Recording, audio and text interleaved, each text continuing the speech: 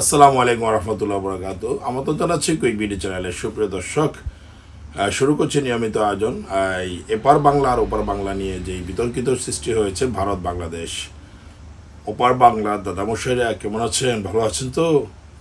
এই দাদামশাইরা যারা সুলুত সাংবাদিক যারা আছেন, সাংবাদিক ভাইদের দৃষ্টি আকর্ষণের কিছু কথা বলতে চাচ্ছি যে বাংলাদেশ এবং ভারত উভয়ের যেই সাংবাদিক বৃন্দ যারা আছেন, ইউটিউবার এবং কি ব্লগার, এরা বিভিন্ন রকমের নানান কথাবার্তাগুলো চড়াচ্ছেন এবং কি বিভ্রান্তি করছেন মানুষকে। এপার বাংলা ওপার বাংলা একটা দ্বিধাদ্বন্দ্বের সৃষ্টি করতেছেন। আসলে এতে হচ্ছে যে রাজনীতি কিছু সুবিধাভোগী দল, এই দলগুলো আসলে সুবিধা এগুলো নিতে পারে।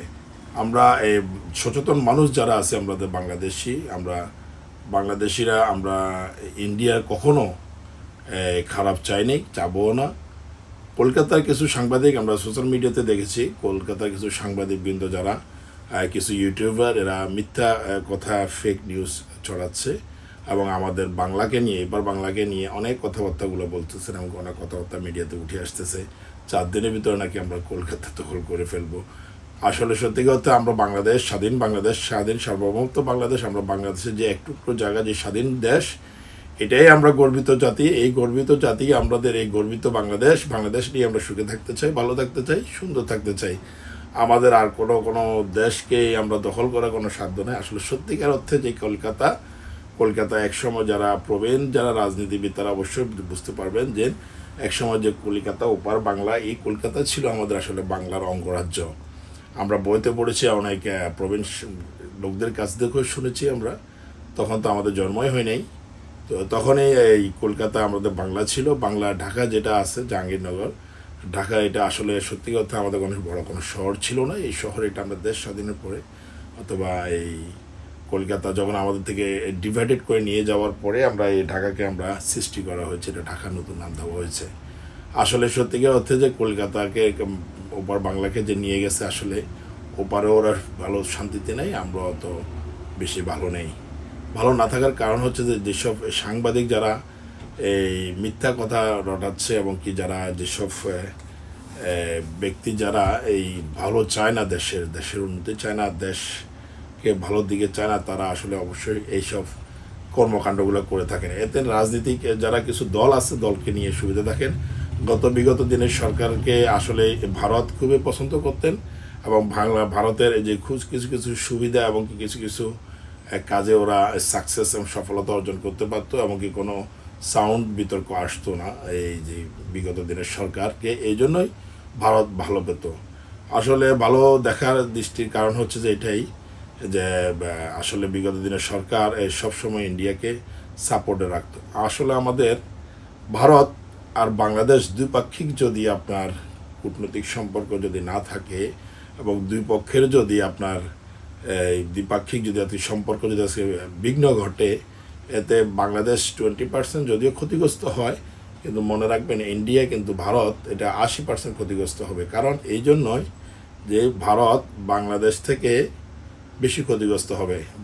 ভারত আসলে কি কাজে, কি পয়েন্টে আমাদেরকে ক্ষতি করতেছে, আসলে সত্যিকার অর্থে যেটা আমাদের বাংলাদেশের সাথে 12 থেকে 13টা যত সম্ভব বাঁধ আছে, এই বাঁধগুলোতে যে পানি যখন ইন্ডিয়ার তাদের সুবিধা মতো পানিগুলো তারা আটকিয়ে রাখেন, এবং যখন তাদের দেখতেছে দেশ ঝুঁকির দিকে চলে যাচ্ছে, অথবা পানির যে চাপ সৃষ্টি হচ্ছে, এবং কি পানি আর বেশি বেড়ে গেলে, চাপ সৃষ্টি হলেই তাদের দেশে ক্ষয়ক্ষতি হবে, তখন কী করে তারা বাঁধটা ছেড়ে দেয়। তো বাঁধটা ছেড়ে দিলে কী হয়, আমাদের বাংলাদেশ তো নিচে একটু, বাংলাদেশ ভারত থেকে একটু নিচে, এই জন্য বাংলাদেশের এই যে ক্ষতিটা তখন বেশি হয়, তখন এই সমস্যাটা সৃষ্টি হয়। তো এই জিনিসটা আসলে ভারত এই কাজটা করে, আসলে সুদৃষ্টিতে আমাদের ভারত বাংলাদেশকে কখনো দেখে নাই, দেখবেও না। তারা হচ্ছে সবসময় সুবিধাবাদী জিন্দাবাদ, সবসময় তাদের সুযোগটা বেশি খোঁজেন। এরপরে আসেন আপনার বর্ডার এক দেশ আরেক দেশের সাথে বর্ডার সম্পর্কটা থাকবে গভীর এবং সম্পর্ক থাকবে বন্ধুসুলভ আচরণ। আমাদের প্রতিনিয়ত বাংলাদেশে বর্ডারে সবসময় বর্ডার গার্ডরা ভারতের, এরা আমাদের বাংলাদেশকে সবসময় আপনার খুন, মার্ডার, কিলিং এগুলো করে যাচ্ছে প্রতিনিয়ত। কিন্তু আমাদের বাংলাদেশ বিগত দিনের সরকার বিগত 17 বছরে ভারতের কোনো প্রতিবাদ কোনো কিছুই করে নাই। বর্ডারে এই পর্যন্ত বিগত দিনের সরকার না, এর পূর্বের সরকারও বর্ডারে যত গুম খুন করেছেন, এরা বাংলাদেশের কোনো সরকারেই এটা প্রতিবাদ করে নাই। কেন করে নাই আমরা সেটা আদৌ জানি না।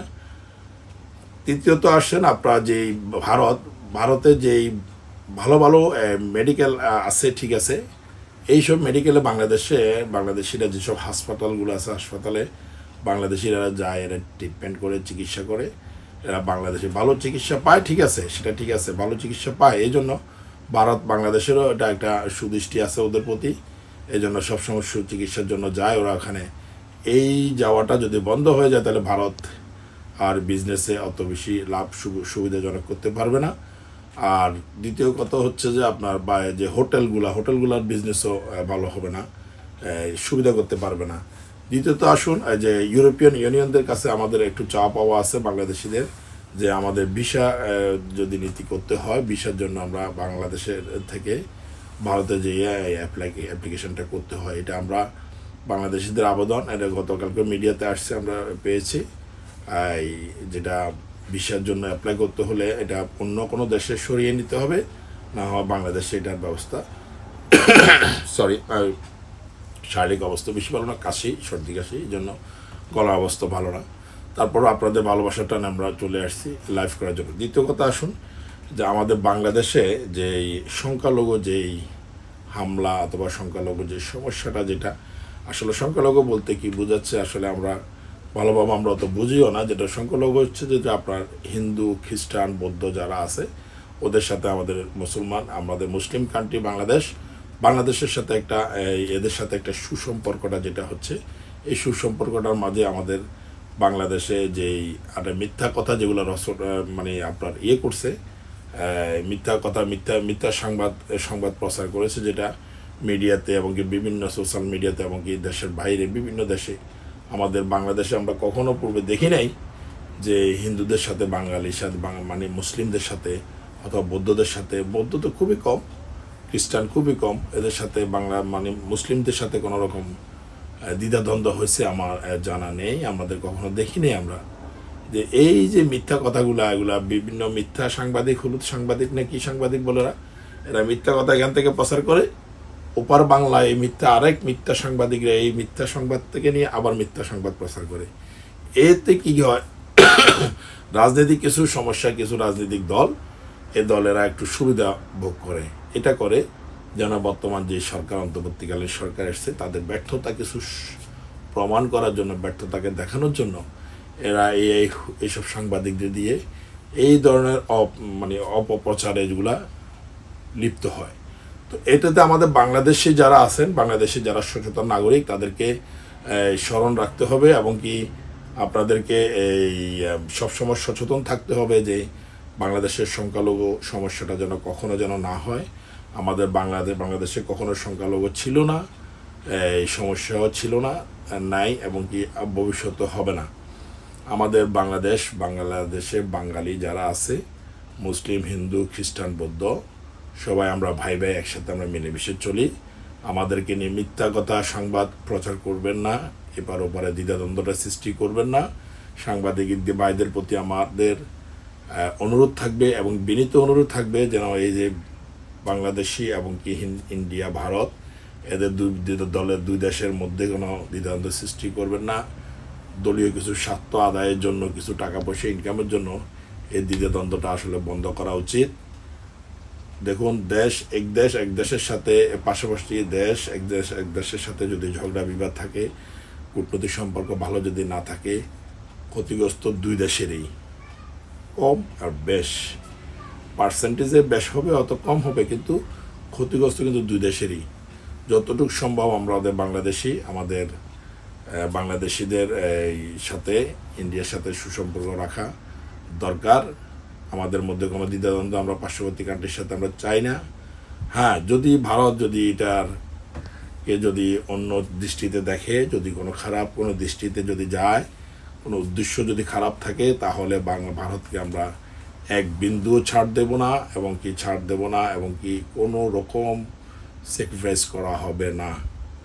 দাদামশাইদেরকে কোনো রকম ছাড় দেওয়া যাবে না। আমাদের বাঙালি জাতি, বাংলাদেশি যে ছাত্র জনতা আপনারা দেখেছেন, জুলাই আগস্টে যে গণ অভ্যুত্থান এমনকি গণ আন্দোলন যেটা হয়েছে, জুলাই আগস্টে যে আন্দোলন হয়েছে, ছাত্ররা শুধু, আর কেউ লাগবে না, শুধু ছাত্র যারা আছে ছাত্রদের জন্যই, ভারতের জন্য ওরাই যথেষ্ট, আর কাউকে লাগবে না। সো আমরা কি বলতে চেয়েছি আপনারা বুঝতে পেরেছেন। অবশ্যই আজকে শারীরিক অবস্থা বেশি ভালো না, আর বেশি কথা বলতে চাচ্ছি না।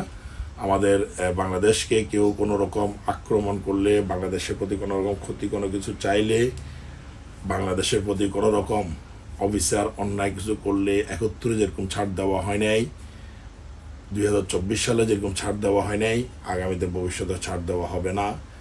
এই প্রত্যাশা করে ভালো থাকুন, সুস্থ থাকুন, আমাদের সাথে থাকুন। আসসালামু আলাইকুম ওয়া রাহমাতুল্লাহি ওয়া বারাকাতুহু।